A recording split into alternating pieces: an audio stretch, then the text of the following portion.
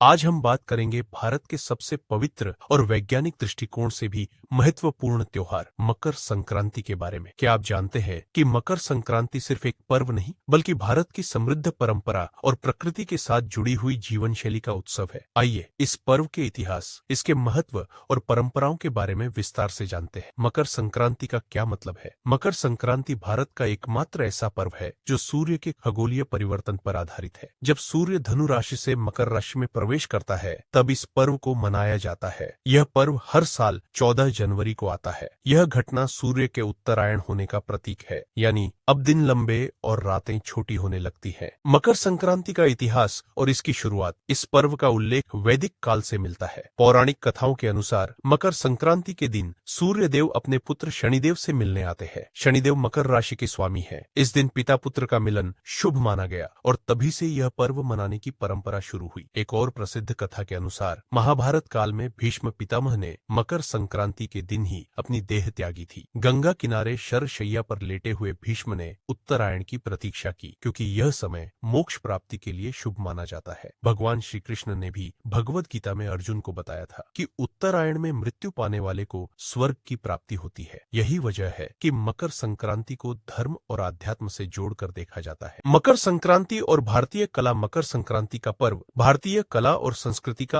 अहम हिस्सा भी है। इस दिन विशेष रूप से विभिन्न कला रूपों का प्रदर्शन किया जाता है। तमिलनाडु में पोंगल के दौरान पारंपरिक कोलम, रंगोली बनाने की परंपरा है, जहां महिलाएं अपने घरों के बाहर रंग बिरंगे पैटर्न बनाती है। यह एक तरह से घर में आने वाले अच्छे भाग्य और समृद्धि का प्रतीक है। गुजरात और राजस्थान में मकर संक्रांति के समय लोक नृत्य जैसे गरबा और घूमर के आयोजन होते हैं। खासतौर पर गुजरात में यह दिन लोगों के सामूहिक उत्सव और मेलजोल का प्रतीक बन जाता है और यहाँ तक कि कई लोग एक दूसरे से उतरायो, सप्ताह भर के पतंग उत्सव का उद्घाटन कहते हैं। मकर संक्रांति पर खास परंपराएं। तिल गुड़ का महत्व। तिल गुड़ गया, घोड़ घोड़ बोला। यह संदेश मिठास और भाईचारे का प्रतीक है। तिल और गुड़ की मिठाइयां खाने और बांटने की परंपरा हमें रिश्तों में मिठास बनाए रखने की सीख देती है। दान पुण्य। गंगा स्नान और दान इस पर्व का अहम हिस्सा है। ऐसा माना जाता है कि इस दिन किया गया दान 100 गुना फलदायी होता है। पतंग उत्सव। मकर संक्रांति के दिन पतंग उड़ाने का रिवाज खास तौर पर गुजरात और राजस्थान में देखने को मिलता है। रंग बिरंगी पतंगों से आसमान भर जाता है। मकर संक्रांति और भारतीय तीर्थ स्थल। मकर संक्रांति का पर्व खासतौर से तीर्थ यात्रा के लिए भी